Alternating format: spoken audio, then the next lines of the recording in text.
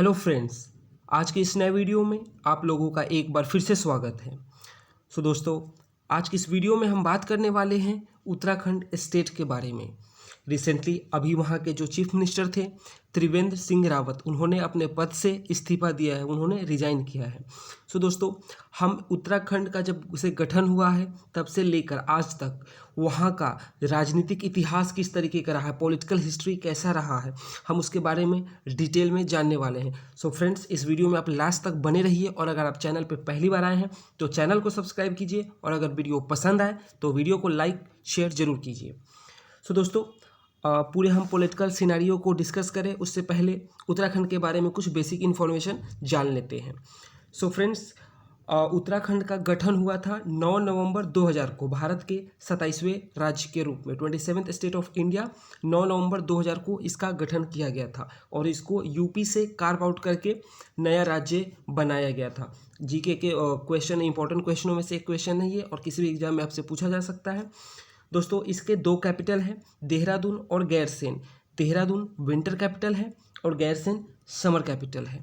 यहाँ का कुल जनसंख्या करीब 1 करोड़ के आसपास है और यहाँ का लिटरेसी रेट 80% के आसपास, 80%। और यहाँ फिलहाल जो गवर्नर है उनका नाम है बेबी रानी मौर्य और जो यहाँ के मुख्यमंत्री थे वे थे त्रिवेंद्र सिंह रावत, जिन्होंने कि अब रेजिग्नेशन दे दिया है। फ्रेंड्स, ये कुछ बेसिक इन्फॉर्मेशन था उत्तराखंड के बारे में जो आप सभी को पता होना चाहिए। चलिए अब हम वहाँ के पॉलिटिकल जो हिस्ट्री है उसके बारे में जानते हैं। दोस्तों, अभी 2 डिकेड हुए हैं उत्तराखंड को बने हुए, 2 डिकेड्स हुए हैं, लेकिन यहाँ पे कभी पॉलिटिकल स्टेबिलिटी नहीं रहा, यानी कि यहाँ पे हमेशा एक राजनीतिक अस्थिरता ही रहा है, पॉलिटिकल इनस्टेबिलिटी ही रहा है। और जब से इस राज्य का गठन हुआ है यानी कि 9 नवंबर 2000, तब से लेकर यहाँ तक अभी 8 पॉलिटिशियन जो हैं वो चीफ मिनिस्टर के पोस्ट पे मतलब जा चुके हैं, चीफ मिनिस्टर बन चुके हैं। और कब से 2000 से लेके 2021 के बीच में। और दोस्तों, अब जबकि त्रिवेंद्र सिंह रावत इन्होंने रेजिग्नेशन दे दिया है तो अब वहाँ 9वें चीफ मिनिस्टर बनने वाले, यानी कि जो भी अब न्यू चीफ मिनिस्टर बनेंगे बीजेपी से, वो इस राज्य के 9th चीफ मिनिस्टर होंगे, 9वें चीफ मिनिस्टर होंगे और बीजेपी की तरफ से वे 6ठे चीफ मिनिस्टर होंगे। और दोस्तों, उत्तराखंड में अगले साल ही चुनाव होने जाना है और इससे पहले अब यहाँ 9th चीफ मिनिस्टर आने वाले हैं। और दोस्तों, अब तक इस राज्य में, जब से इस राज्य का गठन हुआ है तब से लेकर आज तक सिर्फ एक ही चीफ मिनिस्टर ND तिवारी, इन्होंने ही अपने पूरे 5 साल का कार्यकाल को पूरा किया है। दोस्तों, आप ये देख सकते हैं इस पिक्चर में उत्तराखंड के सभी CM हैं। ND तिवारी यहाँ पे बन चुके हैं, पहले CM वहाँ के मतलब इलेक्टेड CM हैं। रमेश पोखरियाल निशंक, जो कि अभी भारत के एजुकेशन मिनिस्टर, ये भी वहाँ के मुख्यमंत्री रह चुके हैं। Then Vijay Bahuguna, Trivendra Singh Rawat, Harish Rawat, major general BC Khanduri, ये सभी वहाँ के चीफ मिनिस्टर रह चुके हैं। और 2 चीफ मिनिस्टर ऐसे भी थे जो कि उत्तराखंड में जब इलेक्शन हुआ था उससे पहले थे, यानी कि जब उत्तराखंड राज्य का गठन हुआ था तब से लेकर जब तक वहाँ पे पहला इलेक्शन हुआ था, यानी कि जब ND तिवारी पहली बार वहाँ पे इलेक्टेड चीफ मिनिस्टर चुने गए थे तो उससे पहले भी 2 मुख्यमंत्री रह चुके हैं। अब दोस्तों, जब उत्तराखंड एक सेपरेट स्टेट बना, यानी कि एक सेपरेट राज्य बना 9 नवंबर 2000 को, तो बीजेपी के नेता नित्यानंद स्वामी को मुख्यमंत्री बनाया गया इस इंटरिम गवर्नमेंट को मतलब चलाने के लिए। लेकिन वो अपने 1 साल को कंप्लीट कर पाते उससे पहले ही उनकी पार्टी ने उनसे कहा कि आप रिजाइन कर दो, इस्तीफा दे दो। और फिर भगत सिंह कोश्यारी को बनाया गया वहाँ का मुख्यमंत्री, जो कि आज महाराष्ट्र और गोवा के गवर्नर हैं। लेकिन दोस्तों, चीफ मिनिस्टर के बदलाव से बीजेपी के किस्मत में कोई बदलाव नहीं हुआ और जब असेंबली इलेक्शन हुआ 2002 में, तब कांग्रेस वहाँ पर जीती और कांग्रेस के वेटरन कद्दावर नेता ND तिवारी, जो कि चीफ मिनिस्टर उत्तर प्रदेश के भी, अनडिवाइडेड उत्तर प्रदेश के भी चीफ मिनिस्टर 3 बार रह चुके थे, उनको मुख्यमंत्री बनाया गया और उन्होंने अपने 5 साल के कार्यकाल को पूरा किया 2002 से लेकर 2007 तक। और उत्तराखंड के इतिहास में आज तक वो इकलौते ऐसे मुख्यमंत्री हैं जिन्होंने कि अपने 5 साल के कार्यकाल को पूरा किया हो। और इनके बाद जो भी वहाँ का मुख्यमंत्री बना वो अपना 5 साल का कार्यकाल पूरा नहीं कर पाया है। सो दोस्तों आप यहाँ से अब पूरे सीक्वेंस को मतलब याद करते जाइए कि 2002 में सबसे पहले 9 नवंबर 2000 को उत्तराखंड का गठन हुआ। जब गठन हुआ तो नित्यानंद स्वामी को इंटरिम गवर्नमेंट का चीफ मिनिस्टर बनाया गया हेड करने के लिए।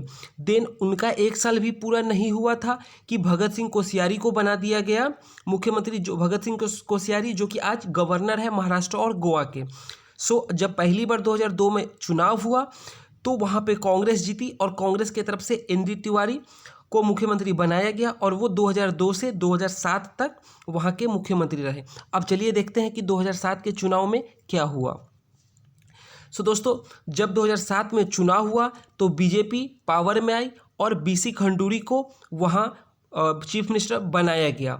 बीसी खंडूरी अटल बिहारी वाजपेयी जब प्राइम मिनिस्टर थे भारत के तो उनके उस वक्त वो मिनिस्टर थे।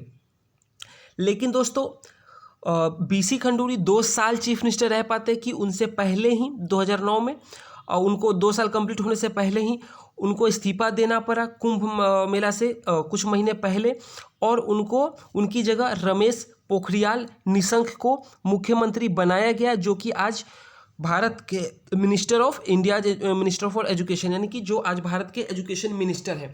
यानी कि 2007 में चुनाव हुआ, बीजेपी को वहाँ पे जीत हासिल हुई, बीसी खंडूरी वहाँ के मुख्यमंत्री बने, लेकिन 2 साल वो पूरा कर पाते उससे पहले ही उनको इस्तीफा देना पड़ा और 2009 में रमेश पोखरियाल निशंक वहाँ के मुख्यमंत्री बने।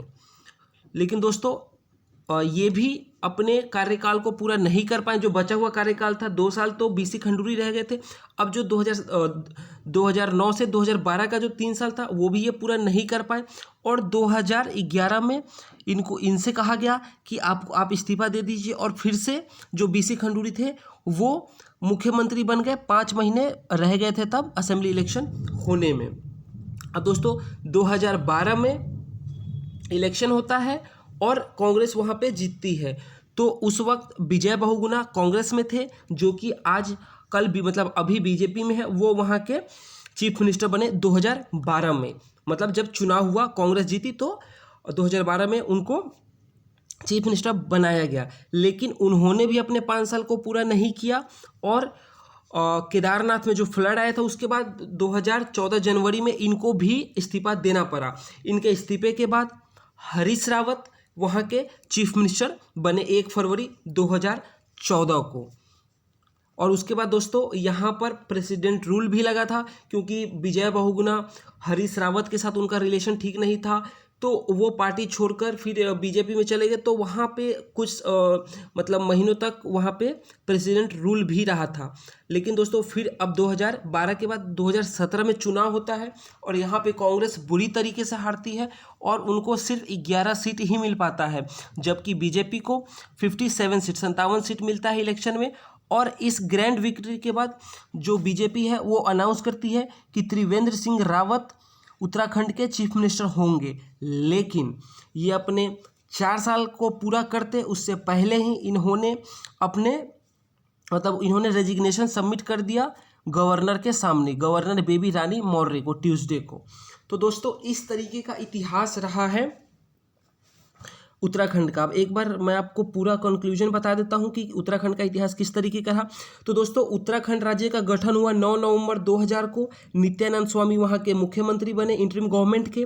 वो 1 साल पूरा कर पाते उससे पहले ही उनको उस पद से हटाया गया। भगत सिंह कोश्यारी बने वहाँ, जो कि अभी महाराष्ट्र के गवर्नर और गोवा के गवर्नर हैं। फिर इलेक्शन होता है 2002 में, वहाँ पे कांग्रेस जीतती है और एनडी तिवारी वहाँ के मुख्यमंत्री बनते हैं और वो 2007 तक वहाँ पे मुख्यमंत्री रहते हैं। अब 2007 में फिर चुनाव होता है, उसमें बीजेपी को जीत मिलती है और बीसी खंडूरी वहाँ के मुख्यमंत्री बनते हैं। लेकिन दोस्तों वो अपने कार्यकाल का 2 साल भी पूरा कर पाते कि उनसे कहा जाता है कि आप इस्तीफा दे दीजिए और रमेश निशंक पोखरियाल को, जो कि अभी भारत के मिनिस्टर हैं एजुकेशन के लिए, एजुकेशन मिनिस्टर हैं, उनको बनाया जाता है। लेकिन वो भी अपने कार्यकाल के 2 साल पूरा करते, फिर उनसे कहा जाता है कि आप इस्तीफा दे दीजिए और फिर असेंबली इलेक्शन में 5 महीने रह रहे होते हैं तो फिर से जनरल खंडूरी बीसी खंडूरी को वहाँ का मुख्यमंत्री बनाया जाता है। लेकिन दोस्तों जब 2012 में वहाँ पे चुनाव होता है तो कांग्रेस को जीत हासिल होती है और विजय बहुगुणा वहाँ के चीफ मिनिस्टर बनते हैं। वो अलग बात है कि आज वो खुद बीजेपी में हैं, लेकिन वो भी अपने कार्यकाल को पूरा नहीं कर पाते हैं। 2012 में वो चीफ मिनिस्टर बनते हैं और 2014 में उनको भी इस्तीफा देना पड़ता है। उसके बाद हरीश रावत यहाँ के चीफ मिनिस्टर बनते हैं। उसके बाद कुछ वक्त के लिए इस राज्य में प्रेसिडेंट रूल, राष्ट्रपति शासन लगाया जाता है।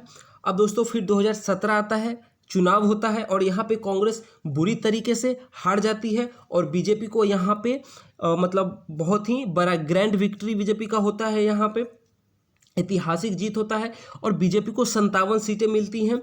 और उसके बाद बीजेपी ये अनाउंस करती है कि त्रिवेंद्र सिंह रावत चीफ मिनिस्टर होंगे, लेकिन अब इन्होंने भी फाइनली रिजाइन कर दिया है और अगले कुछ दिनों में उत्तराखंड में एक नए सीएम का अनाउंसमेंट हो जाएगा, जो कि उत्तराखंड के 9वें चीफ मिनिस्टर होंगे। अब दोस्तों इनको क्यों रिजाइन करना पड़ा है, मीडिया में कई तरीके की मतलब जो कारण है उसको बताया जा रहा है। इसमें कौन सा सही है, आपको कौन सा ज़्यादा सही लगता है दोस्तों, ये मैं आपके ऊपर छोड़ता हूँ, लेकिन उन कारणों को आपसे ज़रूर डिस्कस करूँगा। दोस्तों सबसे पहले पहला कारण है कि ऐसा कहा जा रहा है कि जो वहाँ के एमएलए हैं, यानी कि बीजेपी के जो एमएलए हैं, वो सेटिस्फाइड नहीं है जिस तरीके से काम करने का तरीका मतलब ढंग है चीफ मिनिस्टर का। तो उन्होंने मतलब उनके साथ, एमएलए के साथ चीफ मिनिस्टर का जो रिलेशन है वो ठीक नहीं है और इसकी शिकायत पिछले करीब 1 साल से वो बीजेपी के आला कमान जो दिल्ली में बैठे हैं, अमित शाह और नरेंद्र मोदी, उनसे ऐसा कहा जा रहा था।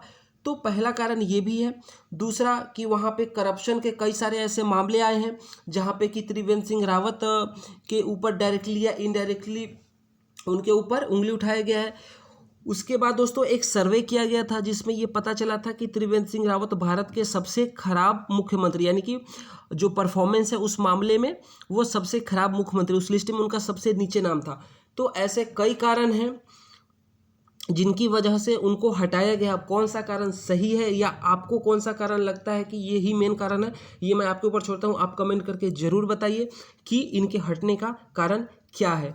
सो दोस्तों इस वीडियो में उत्तराखंड के गठन से लेके अब तक वहाँ का राजनीतिक इतिहास कैसा रहा है, पॉलिटिकल हिस्ट्री कैसा रहा है, वो मैंने आपके साथ डिस्कस किया है। ये वीडियो आपको कैसा लगा आप कमेंट करके ज़रूर बताइए। अगर वीडियो पसंद आया है तो लाइक कीजिए, कमेंट कीजिए, शेयर कीजिए और दोस्तों चैनल को सब्सक्राइब नहीं किए हैं तो दोस्तों चैनल को सब्सक्राइब जरूर कीजिए। मिलता हूँ अगले वीडियो में कुछ और नए न्यूज़ के साथ, तब तक के लिए बाय बाय।